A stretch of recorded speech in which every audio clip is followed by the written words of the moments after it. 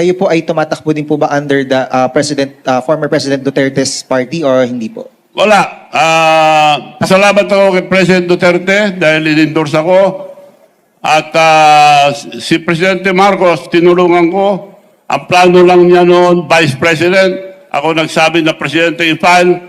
Pero pag-file si Sara, dahil napakalakas ni Sara, bababa ka, I'll have the leverage to talk to Sara na maging Vice President ka, protected ka na, hindi ka naman dandaya. Tinulungan ko si President Marcos.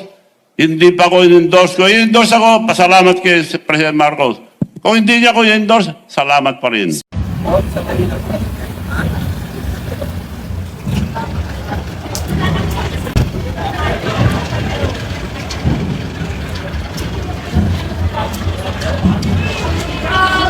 Magandang umaga po sa inyo lahat. Ako po, former Governor Chavit Singson ng Ilocos Sur. Ang gagawin ko po, manalo at matalo, yung ginagawa ko na ngayon. Yung modernization ng electric vehicles, electric jeep, electric tricycles, electric motorcycles. Matagal na pong programa ito ng gobyerno, hindi magawa-gawa. Dahil pinapadala sila sa land bank para umutang. Mag-down payment ng 500,000, mag-porsyento.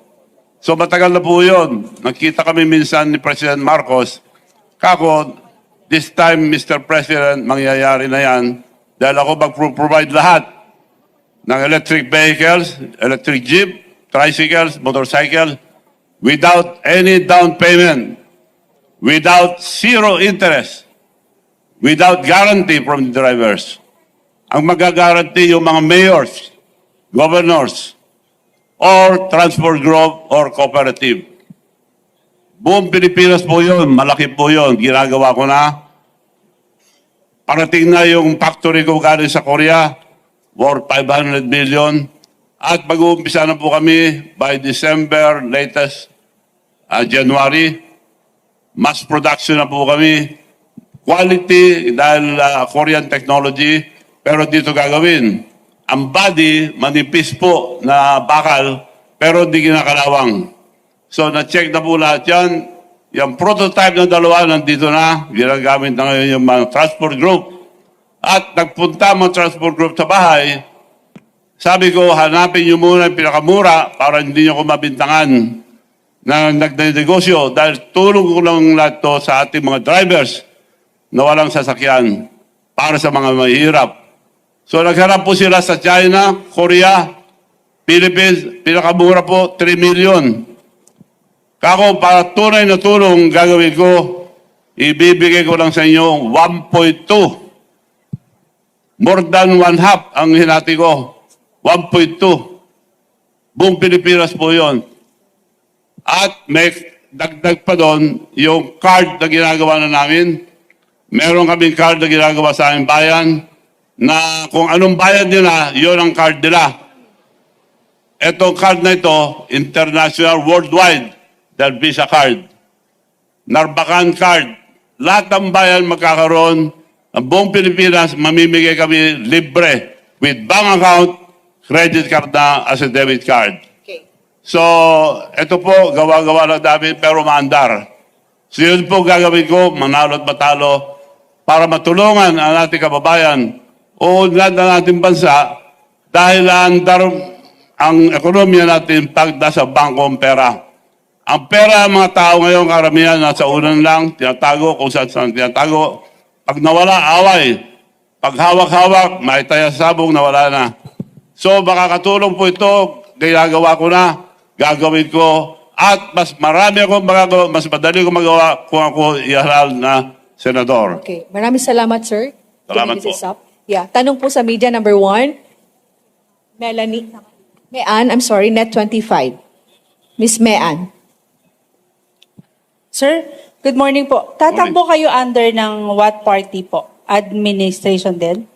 Independent, pero ang partido ko, LL. Ano po yun, sir? Lakas loob.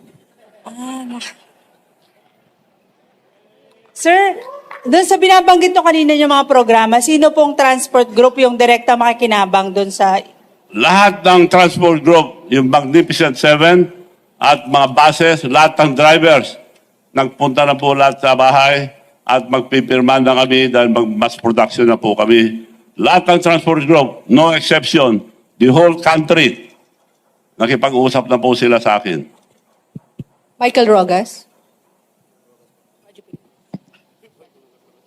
Gov, Michael Rogas po from Radyo Pilipinas. Saan po ninyo kukunin yung pong pondo para po sa sinasabi po ninyong programa na pagbibigay ng jeepney modernization at hindi po ba kayo malulugi sa kanang gawin po ninyo ito? Saan ko kukunin? Apo. Ako nang bahala doon, sagot ko yun. Isa lang salita ko, gagawin ko. Hindi po ba kayo malulugi, Gov? Lugi. Malulugi ako ron. Hindi ako bagay malugi basta para sa masa, para sa ating bansa. Kagaya nung ginawa ko Miss Universe. Lugi, sabi niya, kinuha ko, lugi. Pero maganda sa ating bansa. It was considered as the most successful Miss Universe ever in the entire world. So binibigay sa akin ng Miss Universe, anytime, gawin ko raw, wala nang down payment, wala nang may discount pa. So yun ang nangyari, the best Miss Universe ever. Walang nakakuha po sa Pilipinas ever. Not even the government. Nagawa ko po yun. Last question po. Meron din po kayong digital bank. Maaaring niyo po ba kami bigyan ng konting background nitong digital bank po ninyo, Gov? Yes, yung digital bank, meron kaming bangko sa Amerika.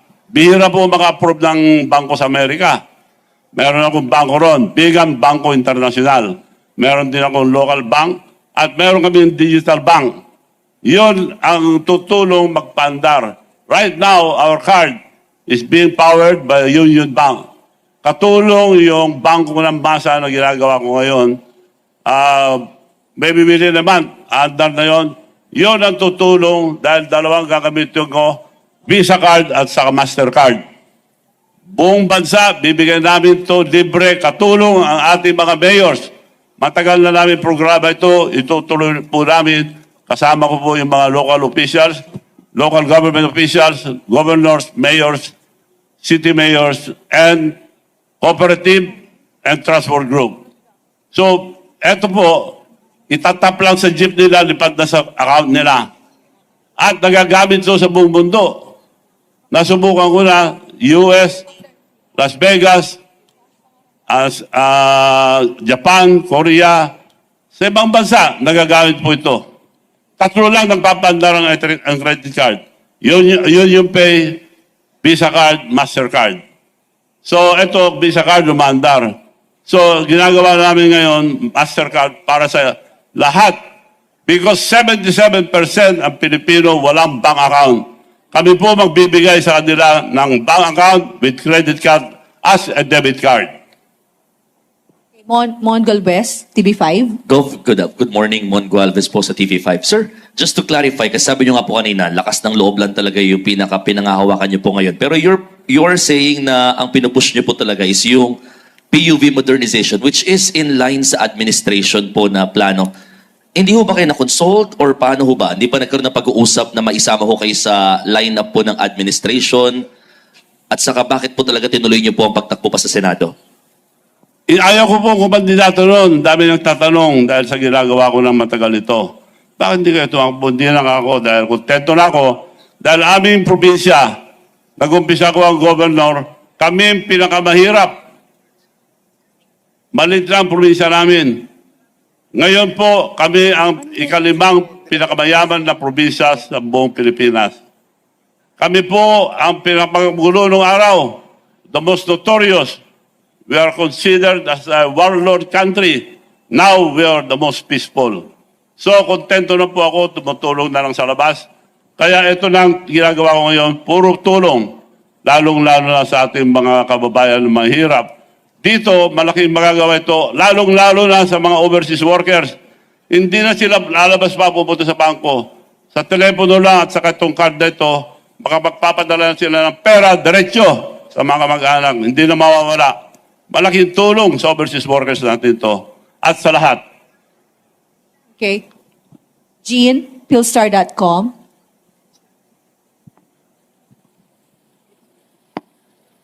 Sir, hello. You said that whether or not you win, you'd fund EV vehicles. So why the need to run for senator?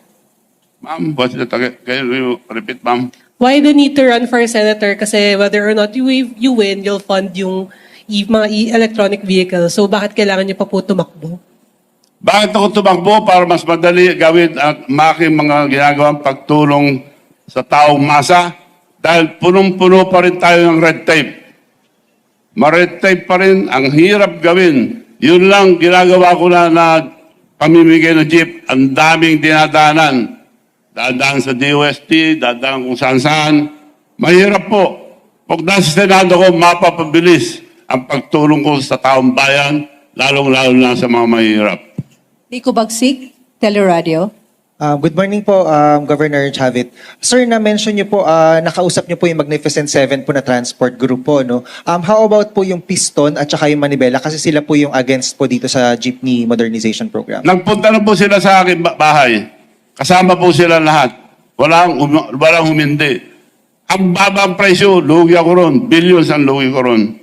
So, pumayag po sila. Ang ayaw ang iba, yung consolidation. Kinukuha yung prangkisa nila at sinasabi kung saan sila bibiyahe.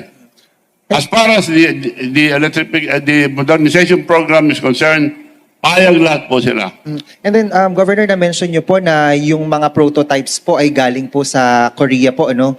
Hindi po ba maapektuhan ito yung mga local producers po natin ng mga sasakyan po katulad ng Saraw? Hindi po.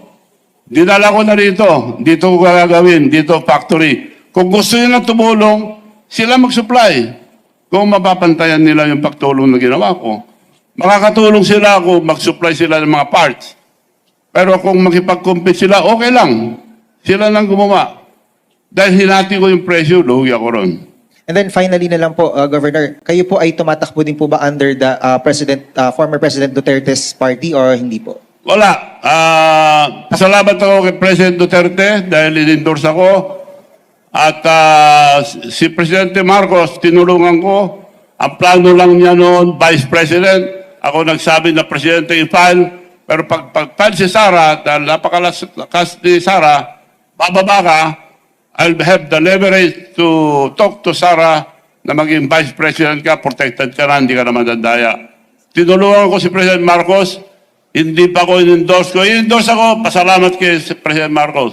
Kung hindi niya ko i-endorse, salamat pa rin. Sir, Mr. Governor, tapos na po yung 2 minutes natin. Maraming salamat po sa inyo Thank lahat. you. Okay. Sir, may tatanong na po yung media sa inyo. Ah. Tapos na po. Tapos na Okay yung Cheryl. Okay na? Okay na po.